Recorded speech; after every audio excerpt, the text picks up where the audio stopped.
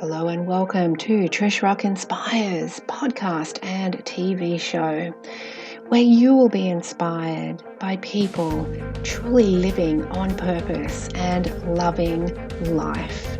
Perhaps your passion, your purpose, and your empowered self will be sparked into action.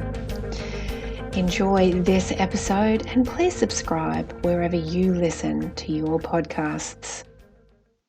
Hello and welcome to this episode of Trish Rock Inspires, and I'm thrilled to have with us today the beautiful Vanessa Finnigan from Holistic Bliss Magazine. Vanessa created Holistic Bliss Magazine 12 years ago from scratch, and she is also a published writer and facilitator. And today we're going to be talking about money and healing. Welcome, welcome, welcome. Thanks so much, Trish. It's a joy to be here. Oh, so grateful that you're on here, and so fantastic that you're coming to talk about this topic. And I just feel that it's so inspiring and is going to really help people's understanding of money greatly. So thank you so much for your patience, because I know I haven't been an easy person to catch. So that's quite all right. And as you know, everything's always in perfect timing. Perfect divine timing. So what have you learned about money and healing over this last little while, I guess, but, over the course of your career as well? Oh, I've learned so much about money since having the magazine, really. So before that, and most of my adult years, I was really just focused on and excited about how could I assist people? What could I learn about healing and well-being? And so money wasn't really factored in. It was almost like I had money out here, Yeah. It wasn't really that important. It was just like, I just want to do the work and assist.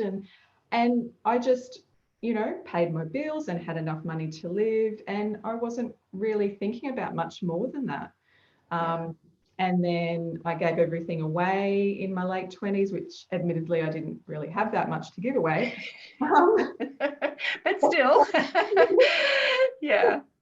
And then I meditated for 3 months overseas. And so, yeah, there were a lot of experiences I had where it was wanting to know the ins and outs of the world of healing and consciousness. And so it wasn't until I created the magazine where I started to actually go, okay, so I really need to educate myself and kind of know more about money, because I could see the value of creating money, and it could employ people to assist the magazine growing and things like that. It could give me more flexibility to travel and all sorts of things. So I then started to go, oh, okay.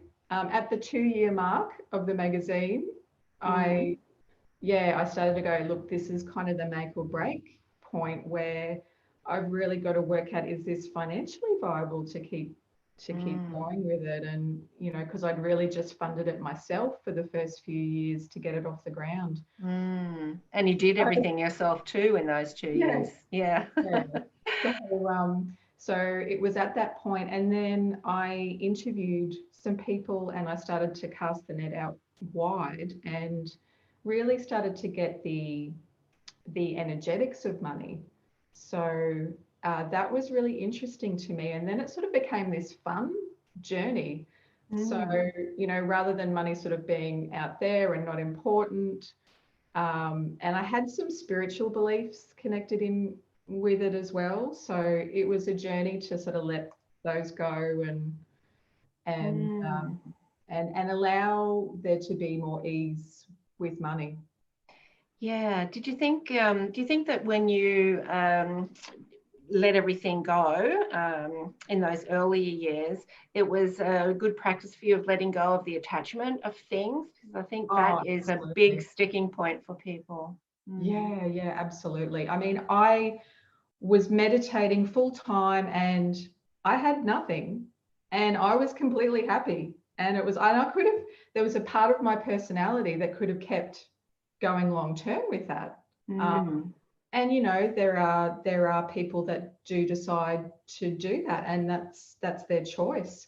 Whether it's being a monk or some other way of not working but still having a spiritual life.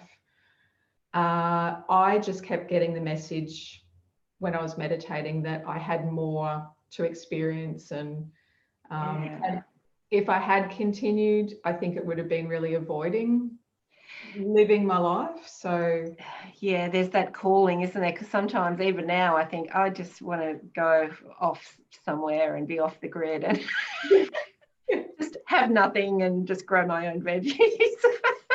But there's a calling in so many of us that we're here to expand not only our own soul but helping others with our message in the meantime. And you're certainly doing that through the magazine. And and I think it's and interesting there after 2 years, because there's many people probably watching this that have that pivotal point in their business too, where it's like, well, I can't keep going like this.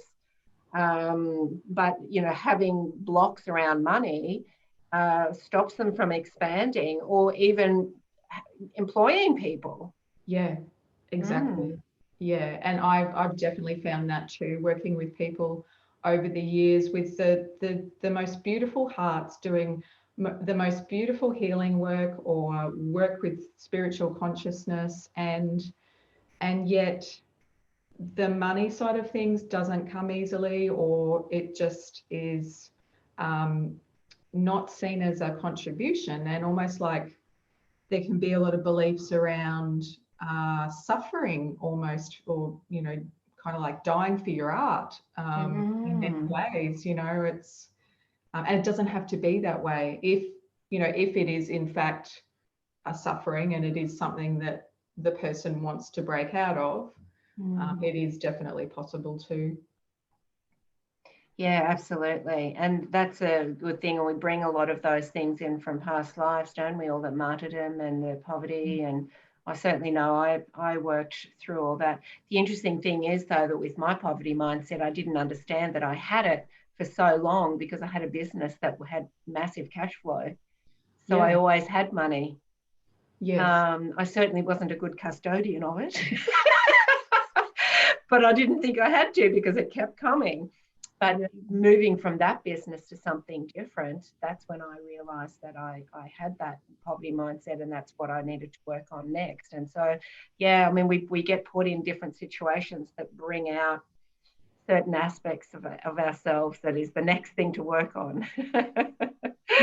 Definitely. And so identifying those belief systems, as you know, that is what you're working with people to identify. And they can be quite hidden, those belief systems around money. And there's a lot of things that are reinforced in the healing and spiritual fields too, where it's almost like, if you don't have much money, that's sometimes seen as you're more of a spiritual person and things like that, where it can be reinforced. So I found when I started to make more money, I started to get more judgments from people. It's like, well, isn't your magazine supposed to be like a spiritual or a conscious or a healing and magazine? So I noticed that, and that's often what people avoid.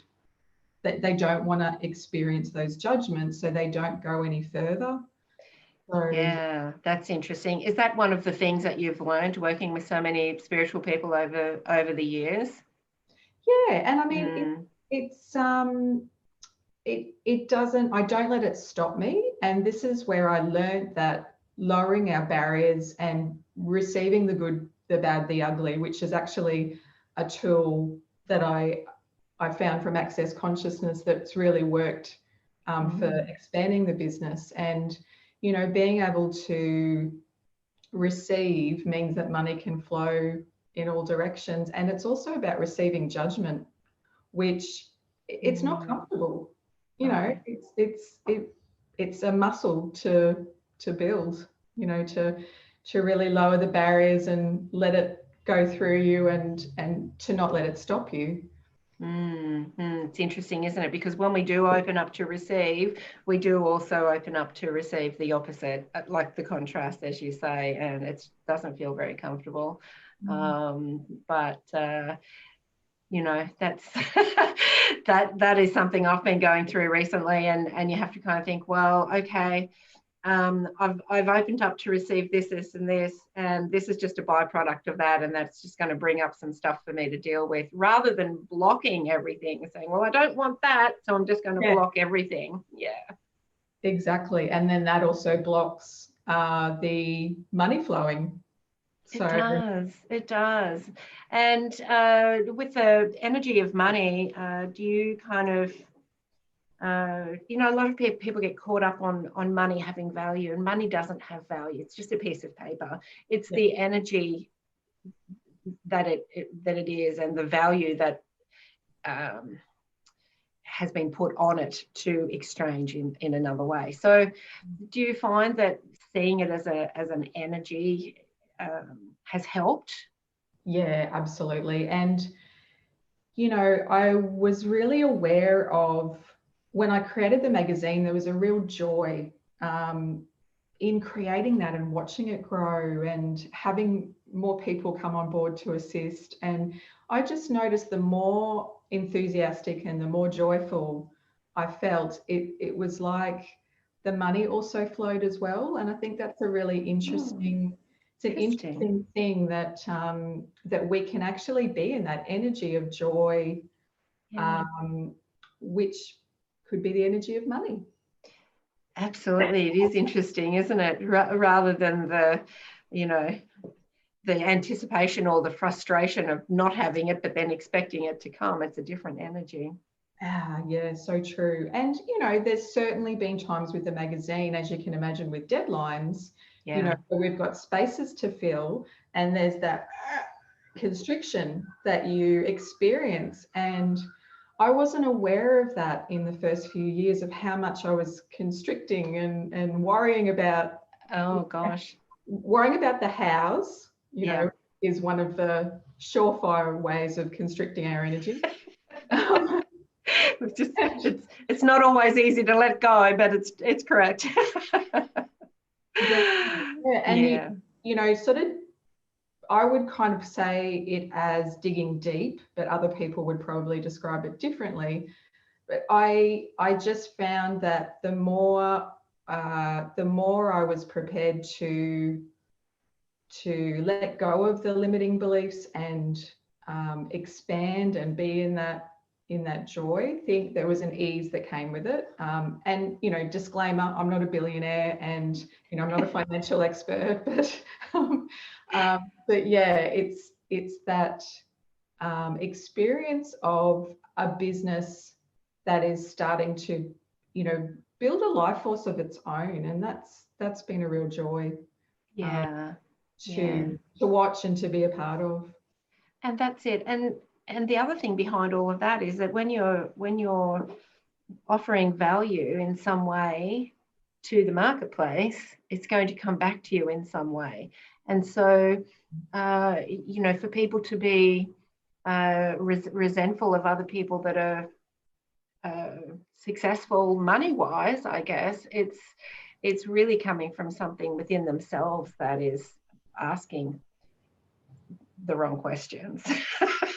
And I guess this is where, you know, a reframe of it, you know, if someone does come along and say, hey, you know, aren't you supposed to be doing it this way, or aren't you supposed to have not very much money, you know, all of that kind of thing is, and there can be quite a lot of anger at times connected in with that. And so the way I see it is, you know, rather than sort of see that as, oh, am I doing something wrong for people to be saying that sort of stuff to me, I kind of see it as, well, what if that person is just at that edge where they're kind of going, I just want things to change. And, you know, they're looking at you and they're going, I want that change, but I don't know I don't know how you got there, and that frustration and anger, I totally understand. And so there is that opportunity for facilitation, and I've seen it so many times. And then the person goes on and they break through, and things expand in their world. So yeah, I totally get it. That's actually absolutely happened to me as well, because I was kind of feeling, oh, well, this isn't happening in my business, so I'm obviously not valuable. But I was pinning my value on money. And my value is nothing to do with money. No. And I think that difference alone has helped me immensely. And, and obviously that's one of the things I help people with too, is finding their own value. But, we all go through that at some point. But I think also the detachment is important, the detachment to things. Yes. And, I've started with nothing a few times now, and by choice. So I'm not really attached to anything. I love having beautiful things around, but I'm not attached to it. And that has made a big difference to me, a big difference in the stress or the worry of it all. Exactly. Yeah, it's got to be congruent for yourself, and you know when it starts to feel like, oh, I'm just not paying bills, or I really wanted to have that particular thing, and there's sort of some things that aren't in alignment, and then at that point it might be reevaluating and going, well, was that really important? Yes or no? If it was, how can I actually, what questions can I ask, and how can I create more ease with working towards those things, whether they are material things or not, or just personal, spiritual goals.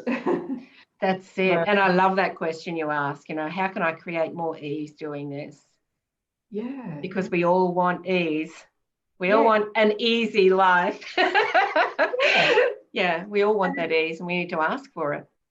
And I mean, there's certainly been things about the magazine, creating it and producing it every month, that hasn't been easy, but we've created it more and more over time with ease. Okay. So it's that kind of, it's almost like a contradiction in some ways, but the questions I find during those difficult times help to then create more possibilities, and there's more space. More space for more things to come in and receive. Yeah, it's interesting. Have you noticed over the last, or what have you noticed over the last 12 months, particularly in the spiritual and healing communities? What's changed, do you think?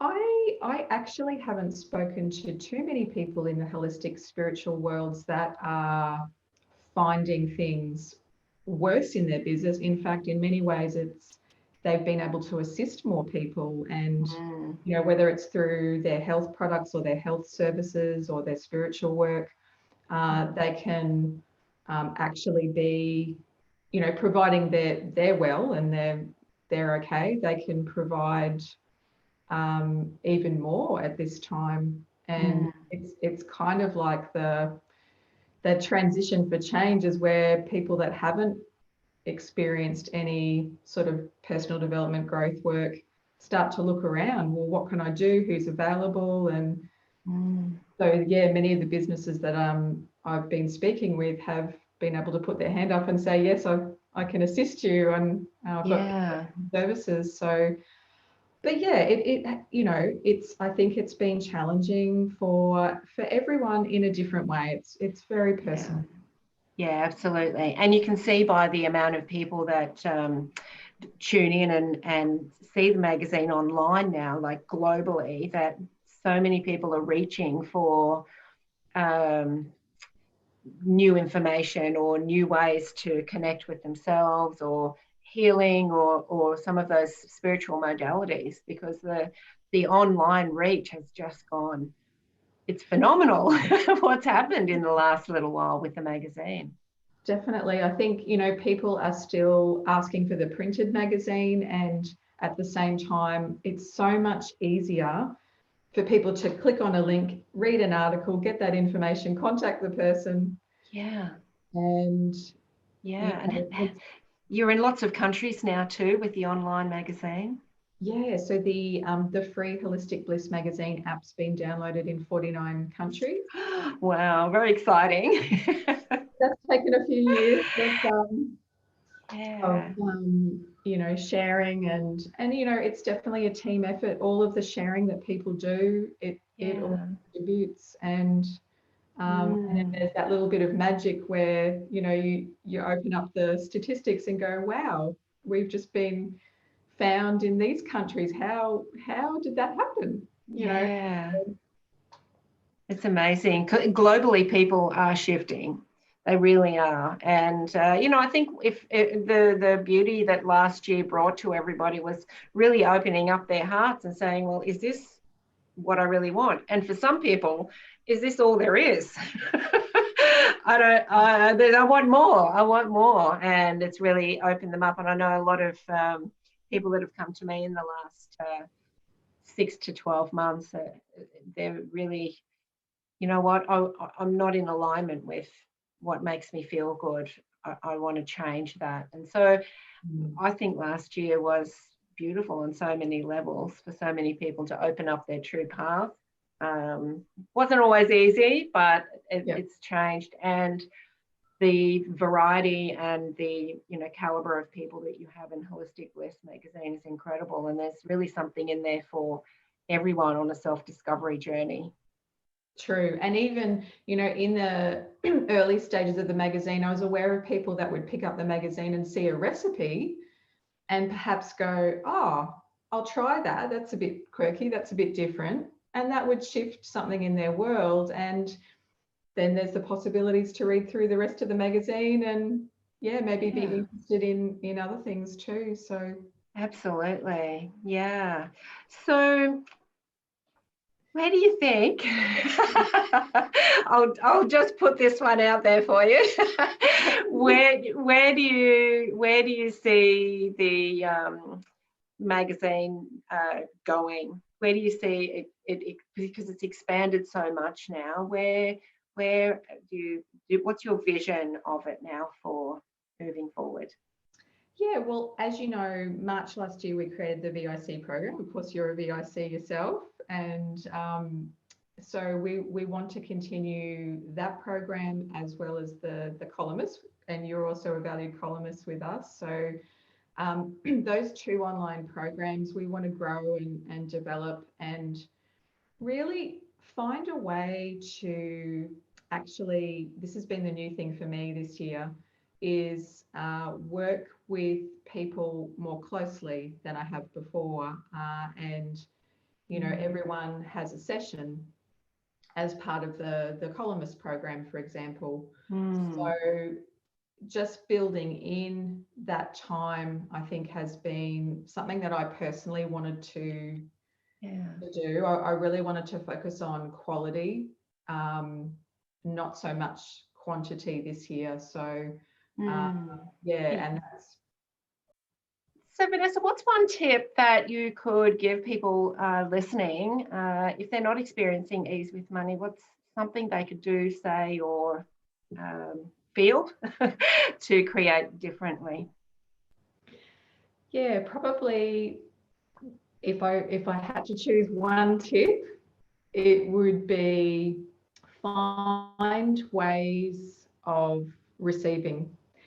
I know it's probably quite a big ask at times, because as healers and being in the spiritual holistic world, it's often about giving, and you know, it's a give and receive process with however, I actually feel that the more that we can lower our barriers to receive in all directions, we can also have more ease with money. And it might be a journey. It might be working with someone to assist in that area, to help with lowering the barriers. And body work can actually be really, really helpful with being able to receive more and more, and to be able to receive ourselves too. So Yeah, great advice, great advice.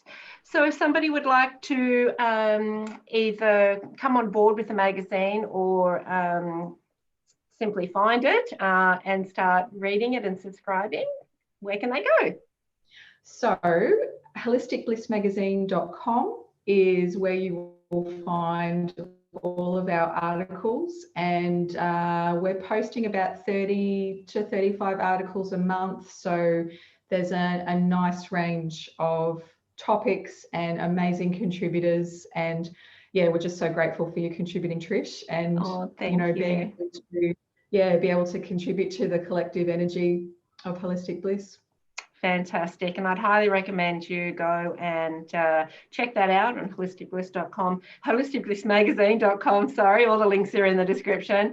And also the free app that you can get, which I have on my phone, and it's super easy and you can stay up to date. And if you would like to be a part of the magazine, reach out to Vanessa and see how that will work for you. There's a lot of ways that you can work with Holistic Bliss and share your message with others and with the world. Goodness knows we all need it at the moment. We need all of you. Definitely. Yeah. Thank you, Trish. Oh, thank you so much, Vanessa. It's been an absolute pleasure. And for everyone listening, please follow the links in the description and go and have a look at Holistic Bliss. Thank you. Thank you so much. See you, Trish. Thank you for tuning in to another inspiring episode of Trish Rock Inspires-Podcast and TV show. I am a psychic, spiritual guide and a transformation mentor, and you can find me at trishrock.com.